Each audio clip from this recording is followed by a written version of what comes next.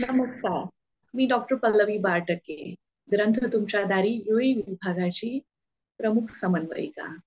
मंडळी, मराठी भाषा दिनाच्या निमित्ताने शुभारंभ केलेल्या माय मराठी मंचच्या आजच्या या दुसऱ्या सत्रात आपल्या सगळ्यांचं स्वागत करताना आनंद होतोय. माय मराठी मंच हा ग्रंथ तुमच्या दारी युईचा एक अभिनव उपक्रम आहे, ज्याच्यामध्ये आपल्या इथे परदेशी राहणाऱ्या मुलांना मराठी भाषेची आवड निर्माण व्हावी, त्यांच्यात मराठी भाषेबद्दल आत्मीयता निर्माण व्हावी आणि मराठी भाषेतलं संभाषण करताना त्यांना कुठलीही अडचण येऊ नये, हा प्रमुख उद्देश होता. यामध्ये अनेक मुलं जोडली गेली आणि यशस्वीरित्या आपण नुकतीच याची पहिली सत्र मीटिंग पूर्ण केली. आज तुम्ही बघालच की माय मराठी मंचच्या या दुसऱ्या सत्र मीटिंगचं कार्य सुद्धा मुलं किती चांगल्या प्रकारे हाताळत आहेत. आज आपल्याला या कार्यक्रमासाठी प्रमुख पाहुणे म्हणून MPFS दुबईचे अध्यक्ष श्रीयुत आशिषजी देवधर लाभलेले आहेत. आजची जी आपली प्रमुख वक्ता मुलं आहेत, त्यांच्या गुरु सुद्धा आज आपल्यामध्ये उपस्थित आहेत. तर ह्या संपूर्ण कार्यक्रमाची जबाबदारी ही मुलांवर असते आणि मुलंच ही सगळी धुरा सांभाळतात. तर आजच्या या मीटिंगची सूत्रसंचालिका रुजुता राजवाडे हिला मी कार्यक्रम सुरू करण्याची विनंती करते. नमस्कार मैत्रिणींनो, कसे आहात तुम्ही सर्वजण? मला खात्री आहे की सगळ्यांनी ईदची सुट्टी मजेत घालवली असेल. आज मित्रांनो, आपण सर्वजण ग्रंथ तुमच्या दारी UAE तर्फे आपल्याला मराठी भाषेची जोपासना करण्यासाठी आणि आवड निर्माण करण्यासाठी आपण हा मराठी मंच स्थापन केलेला आहे. आणि या माय मराठी मंचाच्या आजच्या सत्रामध्ये मी रुचिता राजवाडे आपल्याला सर्वांचे स्वागत करते. आज आपल्या कार्यक्रमासाठी उत्सुक असालच. आजच्या प्रमुख पाहुणे आपण स्वागत करूयात. आज आपल्याकडे प्रमुख पाहुणे म्हणून आलेले आहेत आशिष देवधर. त्यांचे मी स्वागत करते. ते 1998 पासून बँकिंग ऑपरेशन ट्रेड फायनान्स फील्डमध्ये कार्यरत आहेत. ते MPFS दुबई अध्यक्ष आहेत. स्टँडर्ड चार्टर्ड, ABN AMRO यासारख्या बँकेमध्ये त्यांनी काम केले आहे आणि आता ते ADCB बँकमध्ये आहेत. त्यांचे शिक्षण MBA इन फायनान्स झालेले आहे. त्यांना खेळाचे पॅशन आहे. त्यांचे आवडते खेळ F1 क्रिकेट आणि बॅडमिंटन. त्यांनी खो खो साठी मुंबईचे प्रतिनिधित्व केले आहे. तसेच त्यांना ट्रॅव्हलिंग अँड लॉंग ड्राईव्हची आवड आहे. नमस्कार सर. चला तर मग आपल्या कार्यक्रमाची सुरुवात करू. निहारिका श्लोकाने करूया. नमस्कार, माझं नाव आहे निहारिका. मी गुरूंसाठी एक श्लोक म्हणणार आहे. गुरु ब्रह्मा गुरुर्विष्णू गुरुर्देव महेश्वरा गुरु साक्षात परब्रह्म तस्मै श्री गुरुवे नमः. याचा अर्थ आहे गुरु ब्रह्मा, गुरु विष्णू, गुरु शिवा, गुरु शस्त्र देवता यांना माझा नमस्कार. धन्यवाद. धन्यवाद निहारिका. चला तर मंडळी, निहारिकाने कार्यक्रमाची सुरुवात छानशा श्लोकाने केली आहे. आता आपण ऋषिताकडून माझे आवडते स्वातंत्र्य सैनिक या विषयावर ऐकूया. नमस्कार, माझे नाव ऋषिता विनय मुसळे आहे. आज मी माझ्या आवडते स्वातंत्र्य सैनिक बद्दल बोलणार आहे. माझे आवडते स्वातंत्र्य सैनिक नेताजी सुभाषचंद्र बोस आहेत. तुम मुझे खून दो मैं तुम्हें आझादी दूंगा, हे नेताजी सुभाषचंद्र बोस यांचं एक ब्रद वाक्य होते. नेताजींचा जन्म 1897 साली बंगाल येथे एका श्रीमंत मोठ्या घराण्यात झाला. त्यांचं शिक्षण झाल्यानंतर ते ICS म्हणजेच इंडियन सिव्हिल सर्व्हिसेस ही परीक्षा देण्यासाठी इंग्लंडला गेले आणि त्यात ते प्रथम श्रेणीत उत्तीर्ण झाले होते.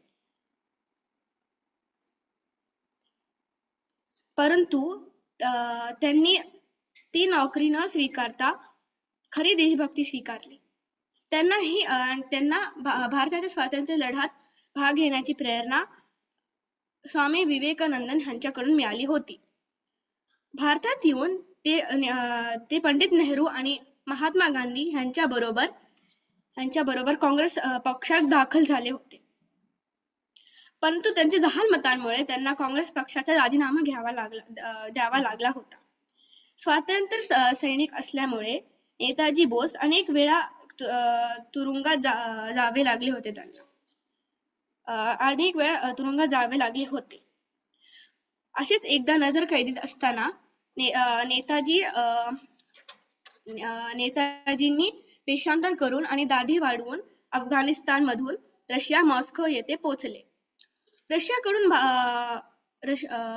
ब्रिटिशांविरुद्ध रशियाकडून लढण्याचा विचार होता त्यांचा, परंतु दुसऱ्या महायुद्धात रशियाने ब्रिटन आणि अमेरिका सोबत युती केली होती. त्यामुळे रशियाकडून काही मदत मिळणार नाही हे नेताजींच्या लक्षात आले होते. त्यांनी मग जर्मनीला जायचा निर्णय केला होता. तिथे त्यांनी पहिल्या भेटीत हिटलरचे लक्ष वेधले आणि पहिल्या महायुद्धातील 4,500 भारतीय युद्ध कैद्यांना मुक्त केले. त्या सैनिकांना घेऊन नेताजींनी आझाद हिंद सेनेची स्थापना केली होती. आझाद हिंद सेनेमध्ये महिला सैनिकांना सहभागी केले होते. त्या महिला रेजिमेंटचे नाव रेजिमेंट. आझाद हिंद सेना आणि जपानी सैनिकांना सोबत घेऊन त्यांनी भारताच्या उत्तर पूर्व भागेत हल्ला केला, परंतु त्यांना एक माघार घ्यावा लागला होता. पण या हल्ल्यामुळे ब्रिटिशांचं धाबं आणलं होतं आणि नेताजींबद्दल चांगलीच भीती त्या ब्रिटिशांना वाटू लागली होती. दुसऱ्या महायुद्धात जपान हरल्यानंतर नेताजी जपानमधून मंचुरिया जाण्यासाठी निघाले होते, परंतु त्यावेळेस तू छान बोलतेस, पण एका मिनिटानंतर तुला थांबवायला लागणार आहे. ओके. मंचुरिया येथे जाण्यासाठी निघाले.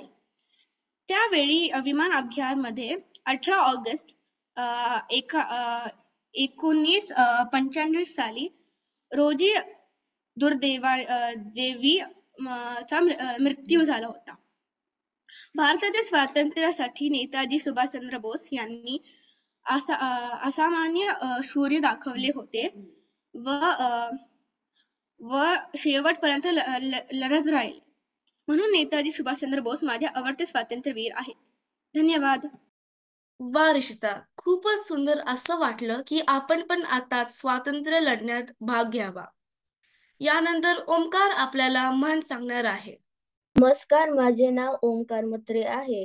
आज मी तुम्हाला एक वाक्य प्रचार सांगणार आहे. मन खट्टू होणे, वाईट वाटणे. शाळेची सहल अचानक रद्द झाल्यामुळे सर्व मुलांचे मन खट्टू झाले. धन्यवाद. धन्यवाद ओमकार, फारच छान वाक्यप्रचार. आता माझे आवडते पर्यंत स्तर या विषयावर आरव बोलणार आहे. नमस्कार मित्र मैत्रिणो, या टायमिंगला आपण सगळ्यांनी ईदची सुट्टी घेतली आणि मी गॅरंटी करतो की आपण सगळ्यांनी मजा केली. मी सलाला गेलो होतो माझ्या परिवार सोबत. आमची ओमानची ट्रिप सकाळी 4 वाजता सुरू झाली. आम्हाला ओमानच्या बॉर्डरला आमच्या घरापासून कुठला अबुधाबी सिटी मध्ये आहे तिथपर्यंत पोहोचायला 1 तास लागला.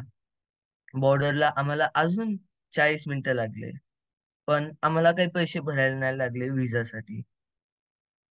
बॉर्डरला पार करायच्या नंतर आम्ही नाश्ता पाणी केला आणि निघालो.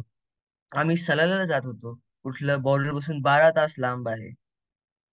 सलालाच्या रस्त्यावरती काही नव्हतं. कधी कधी 1 का 2 घरं दिसायचे, का कधी कधी पेट्रोल पंप. आम्ही पेट्रोलसाठी थांबलो तर आम्ही शॉक झालो की आम्ही दिरम्स मध्ये पण पैसे भरू शकलो. ह्या लॉंग जर्नीवरती आम्ही मजा केली, पण कधी कधी नाही. सलालाच्या रस्त्यावरती आम्ही झोपलो का गाडीतली टीव्ही बघितली. त्या रस्त्यावरती काहीच नव्हतं करायला. मग आम्ही एक विल्ला बुक केला होता 2 दिवसासाठी. आम्ही विलाकडे पोहोचायच्या नंतर लगेच अनपॅक करून झोपलो.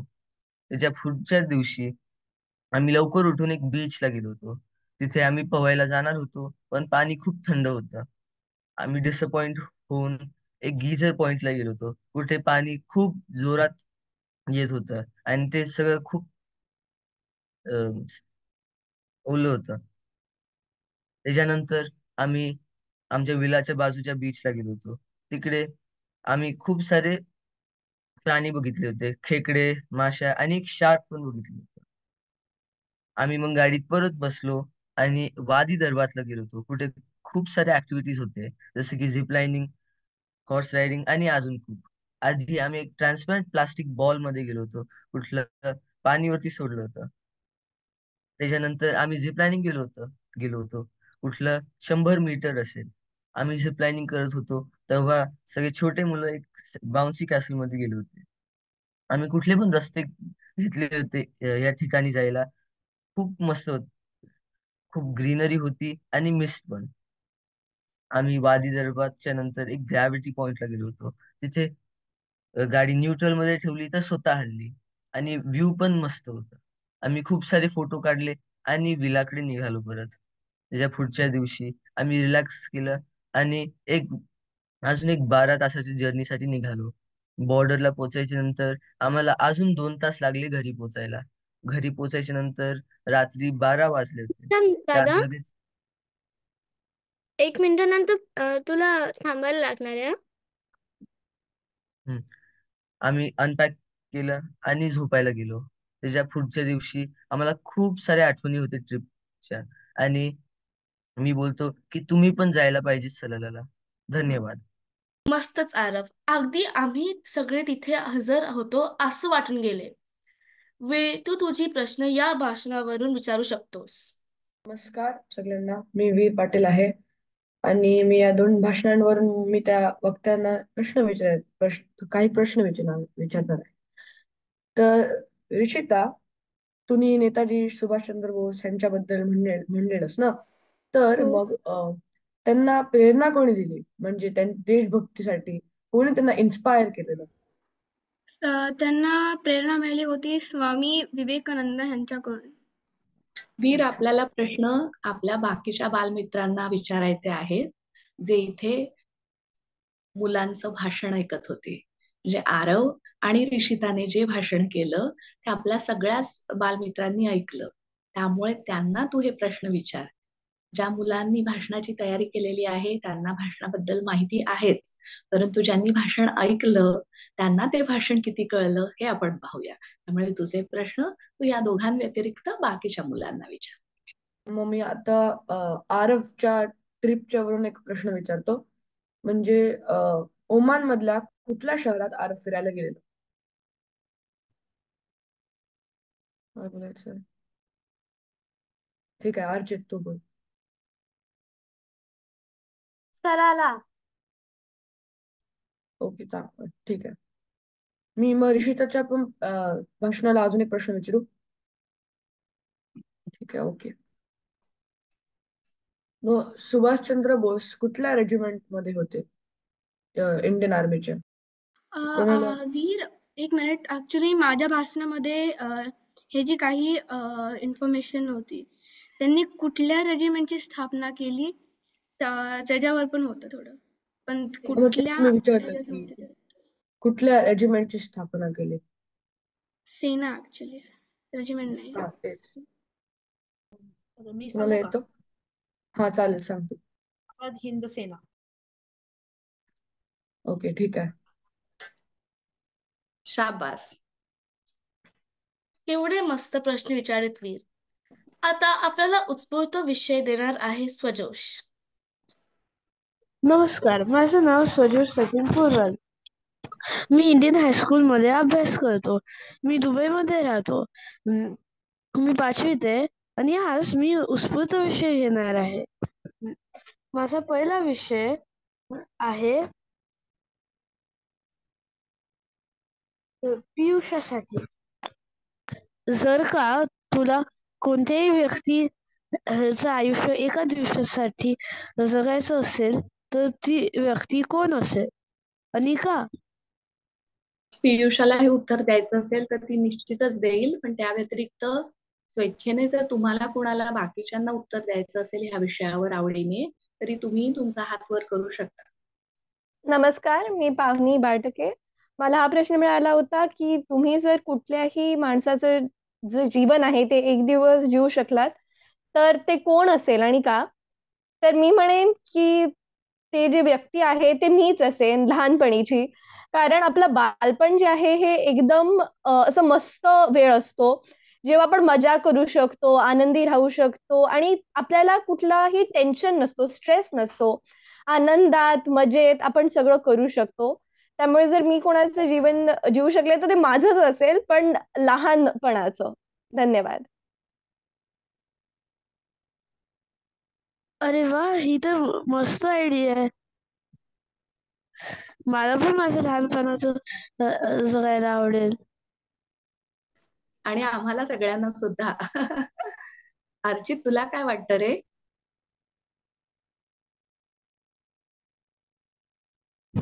माझा मला दुसरा वाटतं विषय की मी मला वाटतं की मी सचिन तेंडुलकर एक एक दिवस जगू शकतो.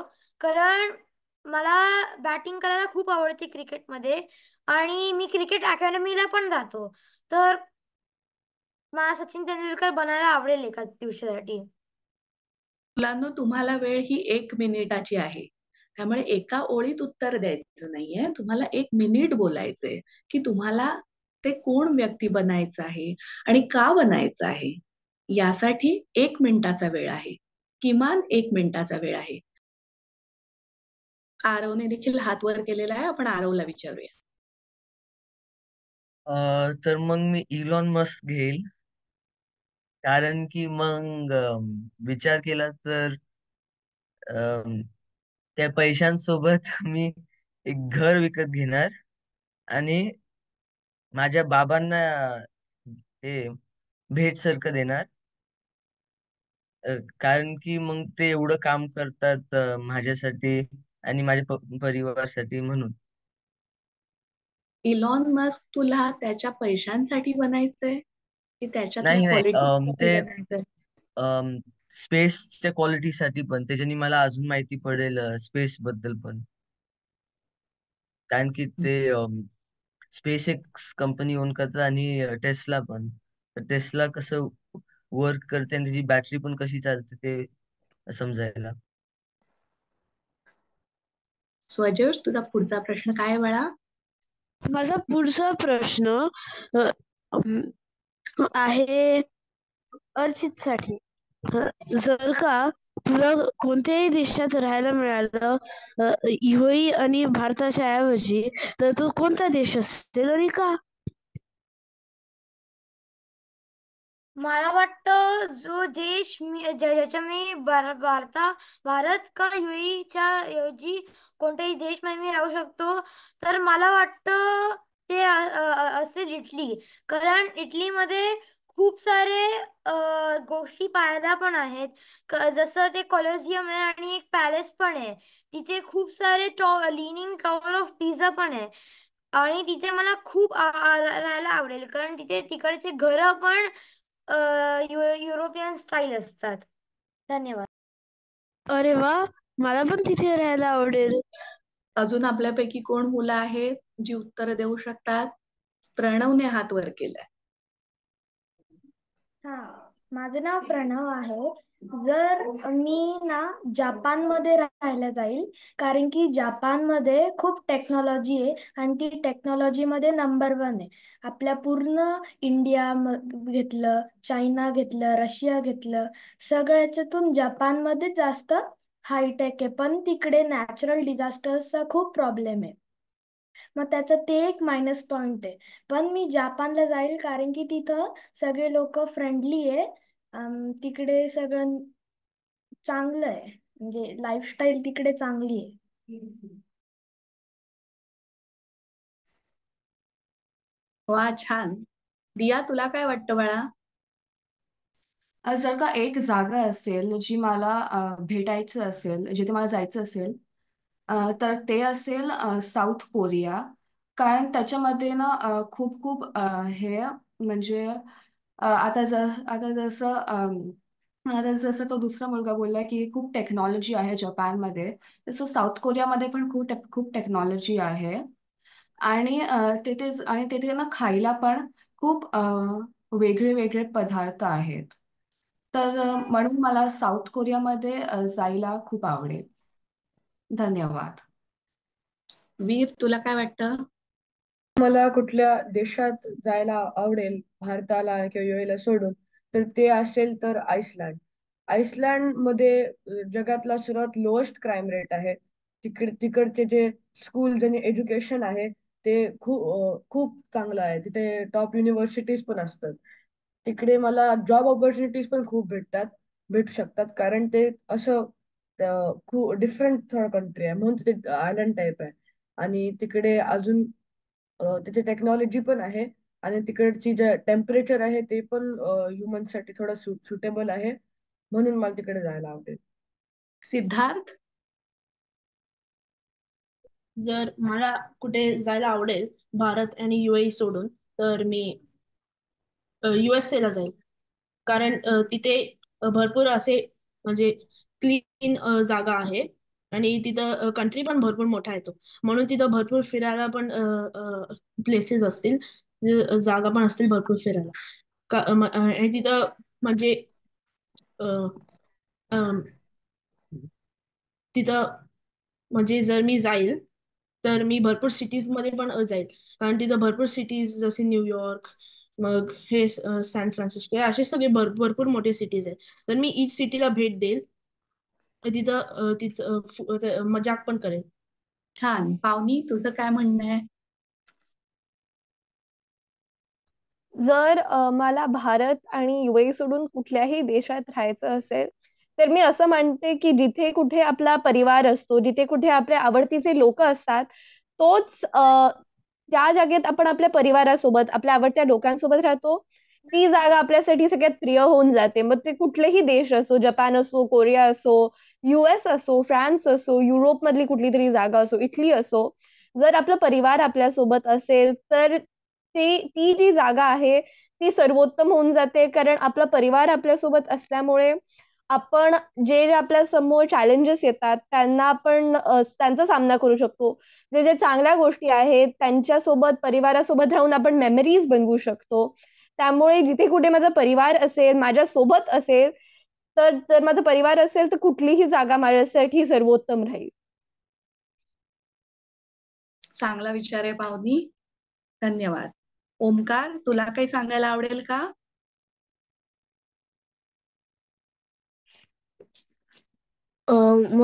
मला लंडनला जायला खूप आवडेल, कारण की तिथे खूप सारे वेगळे प्लेसेस आहे, जसे बिग बेन आणि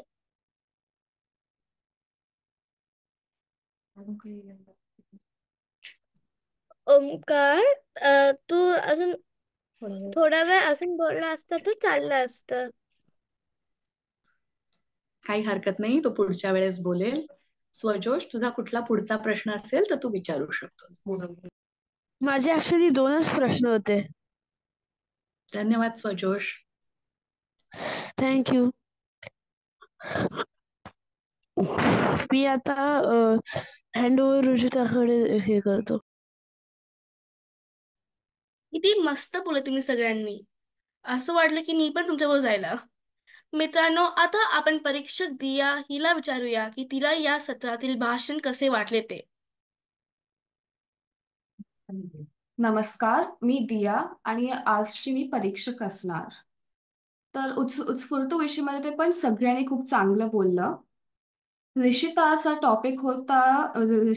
विषय होता नेताजी सुभाषचंद्र बोस. तिने ना खूप आत्मविश्वासासोबत बोललं, म्हणजे एकदम खूप कॉन्फिडेंटली तिने बोललं. आणि आणि तुम्हाला म्हणजे हे जाणवू शकतं की तिने खूप अभ्यास केलेला आहे त्या विषयावर. मला ते खूप आवडलं. तिने आपल्याला माहिती पण खूप चांगली दिली. आणि आरव बद्दल त्याचं पण खूपच चांगलं होतं. मला पण असं वाटलं की मी पण ओमानला जावं, तर तिकडचं सगळं बघावं, सगळी मजा कव्हर करावी तिकडची. तर त्याचं पण खूप चांगलं होतं. फक्त ना एकच की त्यांनी खूप अंग्रेजी शब्दांचे ना त्यांनी थोडेसे जास्त उपयोग केले, तर फक्त ते थोडे कमी करायला पाहिजे, बस एवढंच. नाहीतर त्यांनी पण खूप चांगलं केलं. धन्यवाद. धन्यवाद दिया. हो, आपला दुसरा परीक्षक अर्चित याला विचारूया त्याला कसे वाटलं आजचे भाषण. मला आजचे दोघेही ऋषिता आणि आरवचे भाषण खूपच आवडले. ऋषिताचे कॉन्टेंट खूपच चांगला होता आणि ते थोडंसं अजून कॉन्फिडन्स आणि थोडंसं अजून बाय हार्ट केलं पाहिजे.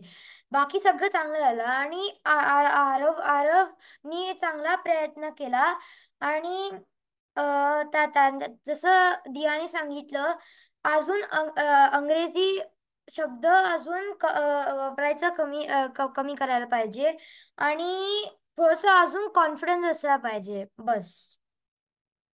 बाकी सगळं चांगलं आहे. धन्यवाद अर्चित. वेळेचे गणित आपण कायम पाळायला पाहिजे. या वेळेला ते गणित पाळले की नाही हे आपण पियुषाला विचारूयात. नमस्कार. नमस्कार, माझं नाव पियुष. आता आता ऋषिता ना 4 मिनिट मध्ये फिनिश संपवलं आणि आरव ना 3 मिनिट संपवलं. तर दोघांचं पण छान झालं. रथ कमी ओमकार ना बोललं, पण ठीक आहे, तुझा अजून पुढच्या वेळेला अजून अभ्यास छान कर. ओके. ओके. धन्यवाद पियुषा. मला माहिती आहे की कार्यक्रम संपू नये असेच वाटत आहेत ना तुम्हाला, पण काय करणार, परत भेटायचे आहे ना, मग थांबायलाच लागेल. आजचे आभार प्रदर्शन करणार आहे सिद्धार्थ. नमस्कार, मी सिद्धार्थ पवार, माय मराठी मंच अबुधाबी. आजचा हा आपला कार्यक्रम माझ्या बाळ मित्रांनी अतिशय सुंदर रीतीने सादर केला. ग्रंथ तुमच्या दारी UAE प्रस्तुत माय मराठी मंचाचे मी आभार मानतो की ज्यांच्यामुळे इतकी सुंदर सत्र मीटिंग आपण सुरू करू शकलो आणि त्यांच्यामुळे ह्या माय मराठी उपक्रमाला सुरुवात झाली आणि त्यामुळे आपण सर्वजण मराठी भाषेच्या जवळ येत आहोत. त्यासाठी प्रमुख समन्विका डॉक्टर पल्लवी बाटके यांचे मी आभार मानतो. तसेच बाल व तरुणाई समन्विका श्वेता करंदीकर आणि प्रथमेश अडविकर यांचेही आभार मानतो. आजच्या कार्यक्रमाचे प्रमुख पाहुणे MPFS दुबईचे अध्यक्ष आशिष देवधर यांनी आपल्या व्यस्त वेळातून यांचा बहुमूल्य वेळ काढून आजच्या आपल्या कार्यक्रमाला आपली उपस्थिती मांडली आणि आपल्या पूर्ण कार्यक्रमाचे योग्य असे गुणांकन केले. याबद्दल त्यांचे देखील मनापासून आभार. आजच्या कार्यक्रमाचे प्रमुख परीक्षक अनघा जोशी आणि गौरी देवधर यांचे खूप आभार मानतो. आजच्या या सुंदर कार्यक्रमाला जिने खूप छान बांधून ठेवले व सुंदर सादरीकरण केले. त्या त्या रुजताचे कार्यक्रमाचे सूत्रसंचालन केल्याबद्दल आभार मानतो. आजचे बाल परीक्षक अर्चित व दिया यांचे मी आभार मानतो. आजच्या आपल्या वक्त्यांना ज्याने मार्गदर्शन केले त्या गुरु संपदा मेहता, मंजुषा जोशी, अनघा जोशी, नेहा अग्निहोत्री, विशाखा पंडित आणि गौरी देवधर या सर्वांचे आभार मानतो. आता मी श्लोक सादरीकरण निहारिका, वाक्य प्रचार ओंकार. आजचे वक्ता ऋषिता आणि आरव. भाषणावरून प्रश्न मंजुषा. वीर. उत्स्फूर्त विषय स्वजोष. वेळ पालक पियुषा. आणि इथे उपस्थित असलेल्या इतरांचे आभार मानतो. धन्यवाद. धन्यवाद सिद्धार्थ. गुरु अनघा जोशी आणि गुरु गौरी देवधर यांना मी विनंती करते की आजचा कार्यक्रम कसा झाला याबद्दल त्यांना 2 शब्द बोलावेत. बेसिकली ऋषिता छान बोललीस आणि काही काही शब्द जे वापरलेस ते वेगळे होते. धाबेदण आणणे वगैरे सारखे शब्द ऐकायला जरा मजा आली एकदम. आणि अर्थ माहितीये का त्याचा? हो म्हणजे खूप घाबरले आणि करेक्ट. Very good. सो अर्थ समजून शब्द वेगळे वापरले, छान वाटलं. आणि नेताजींबद्दल पण मला वाटतं तू बराच रिसर्च केलेला असावास, म्हणजे तू त्यांचं छान तऱ्हेने सगळं मांडलंस चरित्रासारखं. सो 3 मिनिटांमध्ये छान तऱ्हेने मांडलंस. थोडासा भाषण अजून छान पाठ करू शकली असतीस, पण बाकी भाषणातले मुद्दे छान होते. आणि आरव, छान झालं भाषण. सलालाचं वर्णन चांगलं केलंस आणि तुमचा प्रवास, कशी सुरुवात झाली काय ते. फक्त ना थोडं थोडं मला काही शब्द हे इंग्लिशचं लिटरली ट्रान्सलेशन म्हणजे व्हेरला कुठे अशा काही गोष्टी ज्या होत्या ना त्या मला वाटतं जास्त वेगळ्या तऱ्हेने मांडू शकशील. पण बाकी भाषण चांगलं झालं.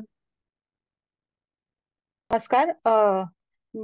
आता मी माझा हे करते. मुलांना तुम्ही आज सगळ्यांनी इथे उपस्थित राहिला आहात. आणखीन ज्यांनी आज आपलं भाषण किंवा जे विषय दिले होते त्याच्यावर जे तुम्ही तयारी केली त्याच्यासाठी तुमचं नक्कीच कौतुक आहे.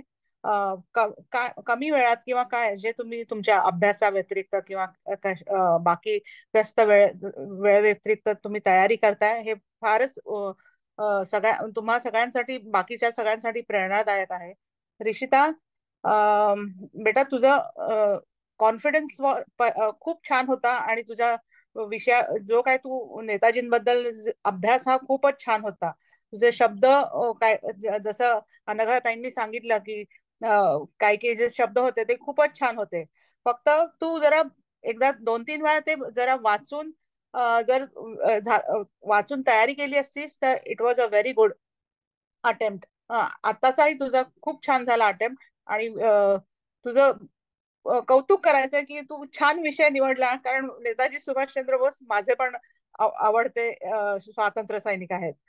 आरव, तू जे पर्यटन स्थळ सांगितलं सलाला किंवा ओमान, तू इत्थंभूत त्याच्यातली माहिती दिली. कसं तुम्ही सुरुवात केली, कुठे तुम्हाला म्हणजे विजासाठी काय काय तुम्हाला करायला लागतं, ही सगळी माहिती तू छान सगळ्यांना सांगितलीस. पण फक्त एक की जे काही जे तुझे इंग्लिश शब्द होते ते तू जरा मोठ्यांना विचारून किंवा काय त्याचं मराठीत घेतले असतेस तर that was a very good. आणि बाकीच्या सगळ्यांचं पण उत्स्फूर्त विषयावर प्रत्येकाने जे काय मांडलंय, आपलं मनोगत मांडलंय तेही छान आहे. मुलांना जपान, साऊथ कोरिया, आयर्लंड ह्या ठिकाणी जायला आवडतं, राहायला आवडेल किंवा जायला आवडेल.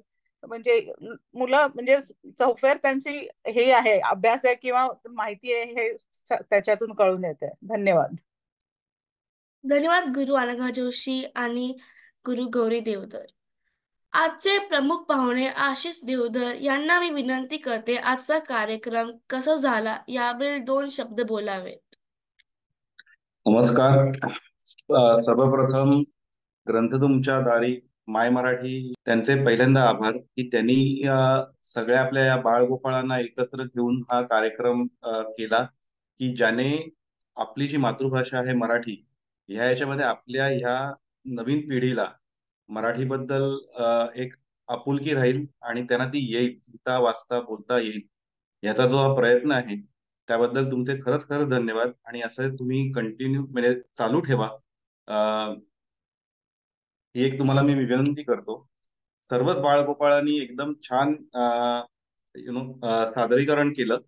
त्याच्यामध्ये म्हणजे असं एकाला कोणाला डाऊन वगैरे असं म्हणत नाही, पण काही 2-4 नावं मी घेऊ इच्छितो की जे सूत्रसंचालन होतं विजिताचं ते खूप छान होतं.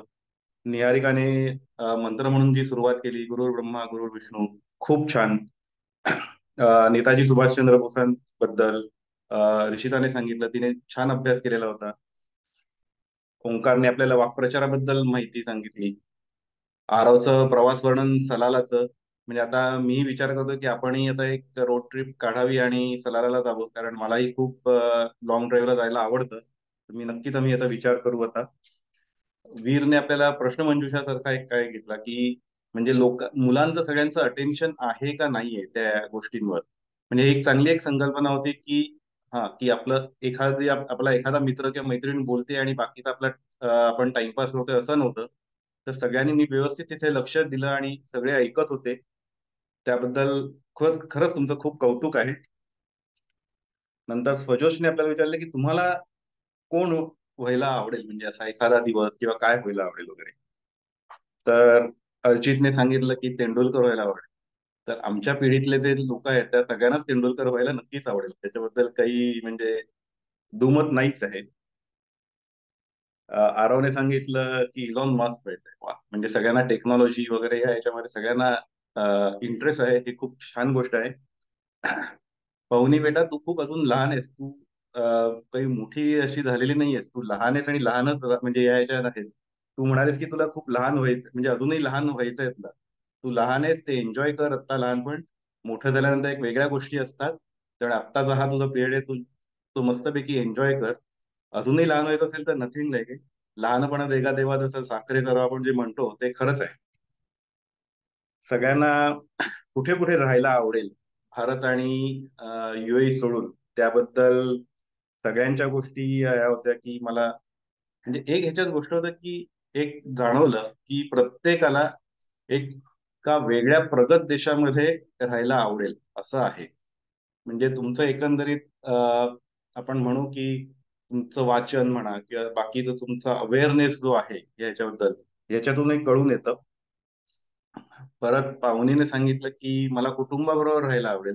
म्हणजे मला असं वाटतं की पाहुणी हे तुमच्या सगळ्यांची ताई वाटते याच्यामध्ये मला. ती आता तिची एक काय म्हणू म्हणजे मॅच्युअर्ड आहे आणि विचारसरणी तिची एक ही आहे.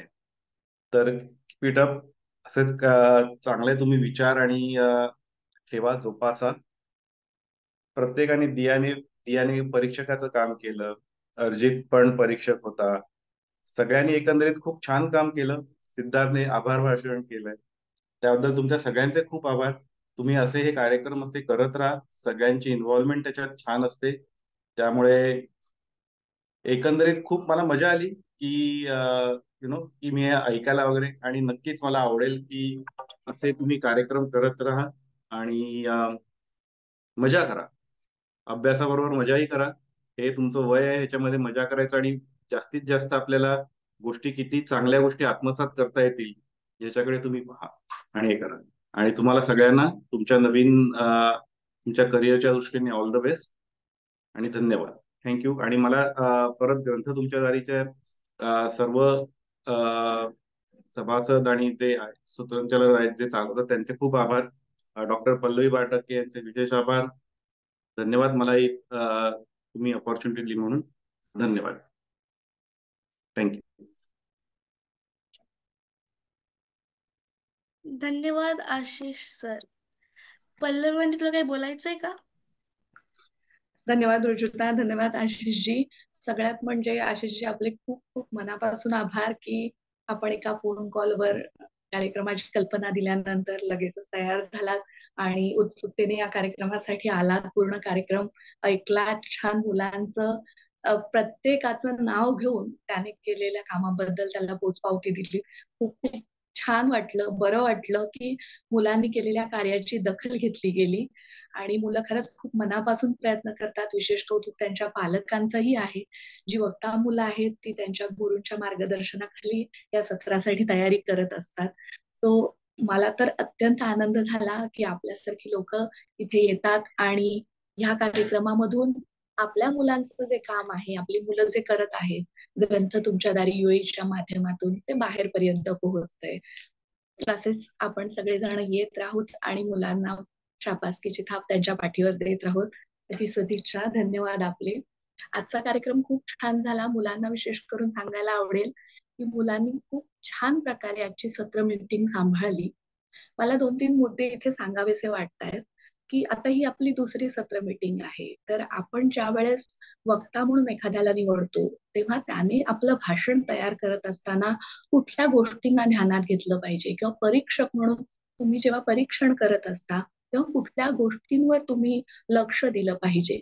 तर ते म्हणजे पहिली गोष्ट, तुम्ही एखादं भाषण निवडताना तुम्ही त्याचा मजकूर काय निवडला आहे, मुद्दे त्याच्यात काय घेतलेले आहेत भाषण काढण्यासाठी.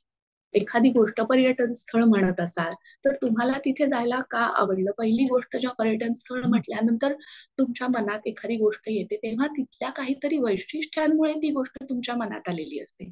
मग ती वैशिष्ट्य कोणती आहेत त्यांचा ठळकपणे तुम्हाला विचार करायला हवा. मला हे माहितीये की मराठी भाषा ही तुमच्या रोजच्या जीवनातली, ती रोजच्या वापरातली भाषा नाही.